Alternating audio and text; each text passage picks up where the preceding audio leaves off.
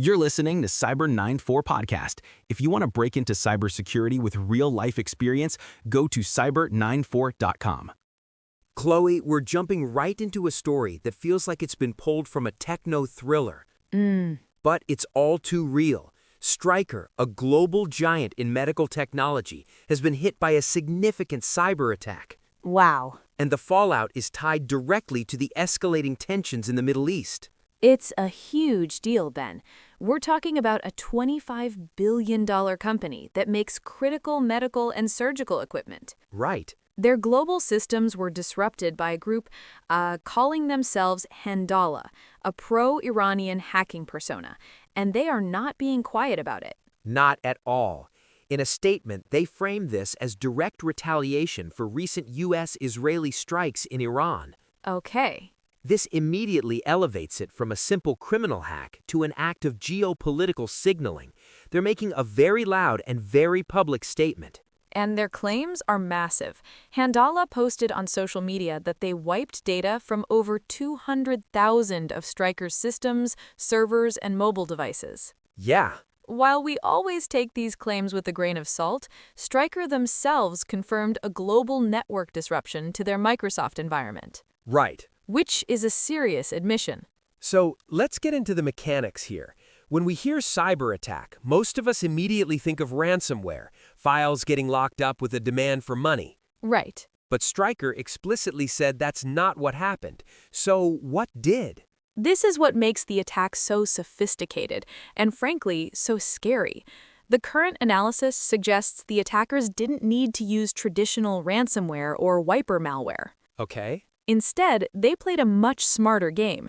They appear to have acquired high-level administrator credentials. Essentially, they got the master keys to the entire digital kingdom.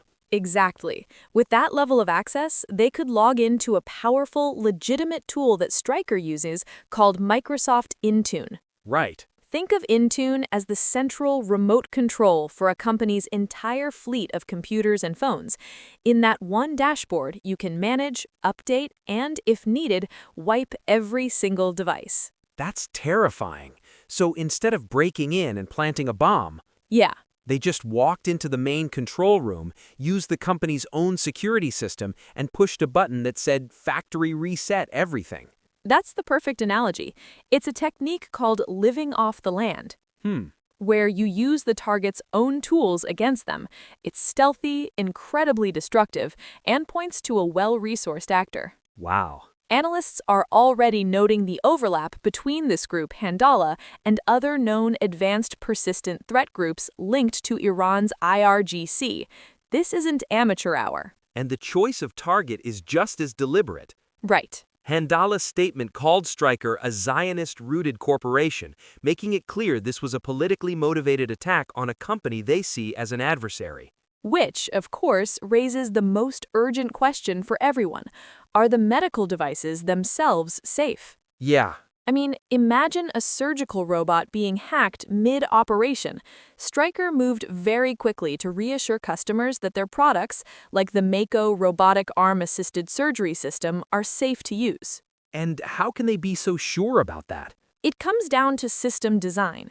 The Mako system, for example, is designed to operate independently of the corporate network. Okay. Surgical plans are loaded onto it using encrypted USB drives, creating an air gap between the machine in the OR and the company's internal IT environment that was attacked. So thankfully, patient safety, in that direct sense, doesn't seem to have been compromised. That's a massive relief. But a company isn't just its products. True. The article says Stryker's ability to take orders, ship products, and communicate has been severely hampered. This is a huge blow to the global healthcare supply chain. A massive blow. A hospital might be safe to use its existing Stryker equipment. Right. But what happens when they need a replacement part, a new device, or critical support? If the company's logistics network is paralyzed, the ripple effects on patient care could be significant. This is the broader strategy at play. It seems like a two-pronged attack then. The technical disruption, and then the information operation. Handala didn't just want to cause chaos, they wanted the world to know who did it and why. They're using X, formerly Twitter, to control the narrative. It's a textbook example of modern hybrid warfare. You combine a cyber operation with a psychological one to maximize the political impact. Yeah. It sends a clear, deniable signal to your adversaries and instills fear in the private sector.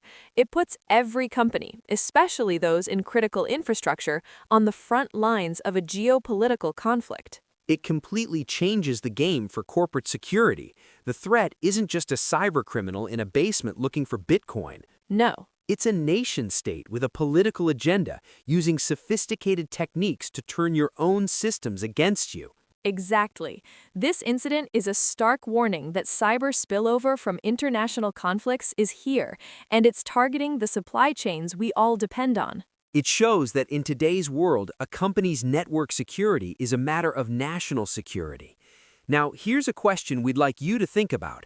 As cyber attacks become a standard tool of geopolitical conflict, what responsibility do private companies have to defend themselves against nation-state level threats? And at what point does it become a matter of national defense?